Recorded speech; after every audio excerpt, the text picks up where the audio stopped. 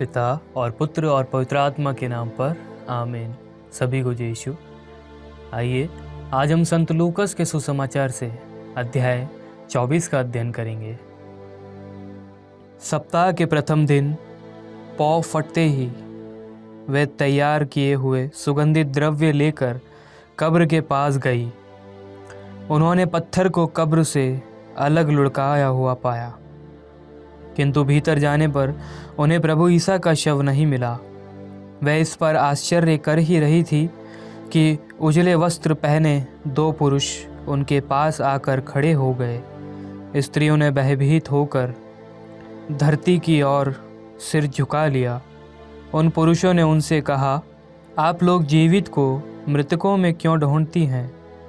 वह यहाँ नहीं है, वह जी उठे हैं। गलीलिया में रहते समय उन्होंने आप लोगों से जो कहा था वह याद कीजिए। उन्होंने यह कहा था कि मानव पुत्र को पापियों के हवाले कर दिया जाना होगा, क्रूस पर चढ़ाया जाना और तीसरे दिन जी उठना होगा।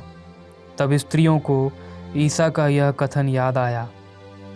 कब्र से लौटकर मरियम मगदलेना, यूहन्ना और याकूब की माता मरियम ने यह सब 11 और दूसरे शिष्यों को भी बताया।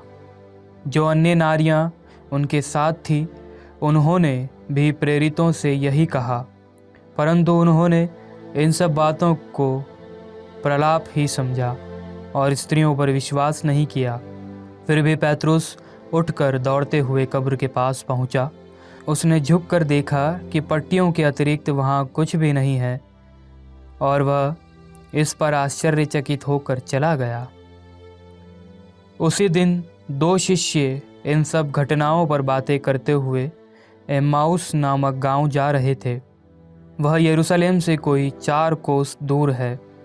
वे आपस में बातचीत और विचार विमर्श कर ही रहे थे कि ईसा स्वयं आकर उनके साथ हो लिए, परंतु शिष्यों की आंखें उन्हें पहचानने में असमर्थ रही। ईसा ने उनसे कहा, आप लोग राह चलते किस विषय पर बातचीत कर रहे हैं? वे रुक गए। उनके मुख मलिन थे। उनमें एक क्लेओपस ने उत्तर दिया, यरूशलेम में रहने वालों में आप ही एक ऐसे हैं जो यह नहीं जानते कि वहाँ इन दिनों क्या क्या हुआ है। ईसा ने उनसे कहा, क्या हुआ है? उन्होंने उत्तर दिया, बात ईसा नाज़री की है। वह ईश्वर और समस्त जनता की दृष्टि में कर्म और वचन के शक्तिशाली नबी थे। हमारे महायाजकों और शासकों ने उन्हें प्राण दंड दिलाया और क्रूस पर चढ़वाया। हम तो आशा करते थे कि वही इज़राइल का उद्धार करने वाले थे। यह आज से 3 दिन पहले की बात है। यह सच है कि हम में से कुछ स्त्रियों ने हमें बड़े अचंभे में डाल दिया है। वे बड़े सवेरे कब्र के पास गई और उन्हें ईसा का शव नहीं मिला। उन्होंने लौटकर कहा कि उन्हें स्वर्गदूत दिखाई दिए जिन्होंने यह बताया कि ईसा जीवित हैं। इस पर हमारे कुछ साथी कब्र के पास गए और उन्होंने सब कुछ वैसा ही पाया जैसा स्त्रियों ने कहा था, परंतु उन्होंने ईसा को नहीं देखा।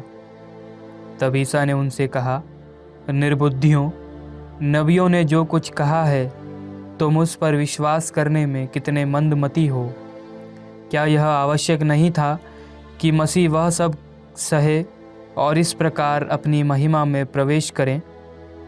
तब ईसा ने मूसा से लेकर अन्य सब नबियों का हवाला देते हुए अपने विषय में जो कुछ धर्म ग्रंथ में लिखा है वह सब उन्हें समझाया। इतने में वे उस गांव के पास पहुंच गए जहां वे जा रहे थे। लग रहा था जैसे ईसा आगे बढ़ना चाहते हैं। शिष्यों ने यह कहकर उनसे आग्रह किया, हमारे साथ रह जाइए, सांझ हो रही है और अब दिन ढल चुका है। और वह उनके साथ रहने भीतर गए। ईसा ने उनके साथ भोजन पर बैठकर रोटी ली, आशीष की प्रार्थना पढ़ी और उसे तोड़कर उन्हें दे दिया। इस पर शिष्यों की आंखें खुल गई और उन्होंने ईसा को पहचान लिया, किंतु ईसा उनकी दृष्टि से ओझल हो गए। तब शिष्यों ने एक दूसरे से कहा, हमारे हृदय कितने उद्दीप्त हो रहे थे जब वे रास्ते में हमसे बातें कर रहे थे और हमारे लिए धर्म ग्रंथ की व्याख्या कर रहे थे। वे उसी घड़ी उठकर यरूशलेम लौट गए।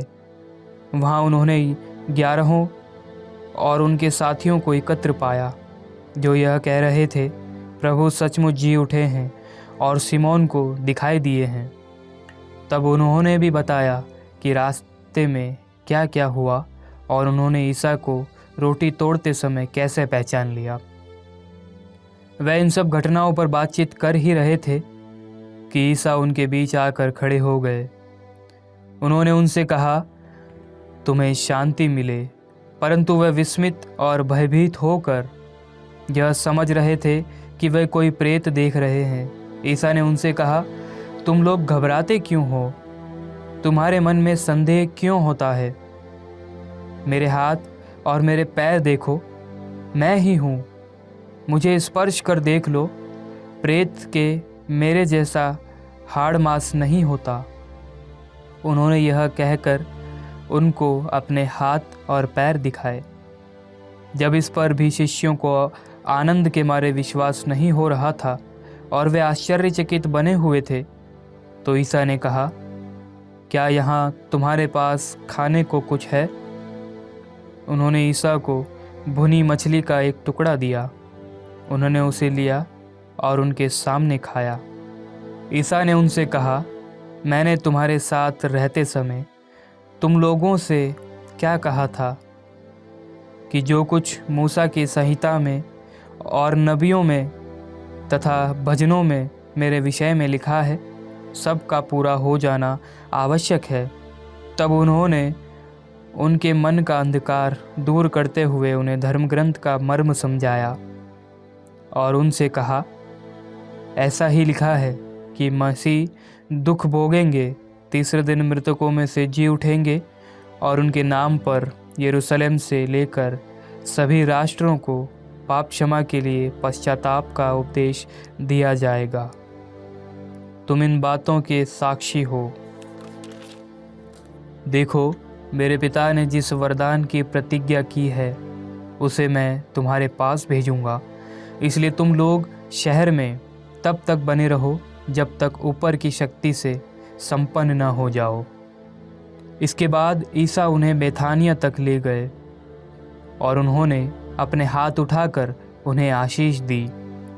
आशीष देते देते वह उनकी आँखों से ओझल हो गए और स्वर्ग में आरोहित कर लिए गए। वे उन्हें दंडवत कर बड़े आनंद के साथ यरूशलेम लौटे और ईश्वर की स्तुति करते हुए सारा समय मंदिर में बिताते थे।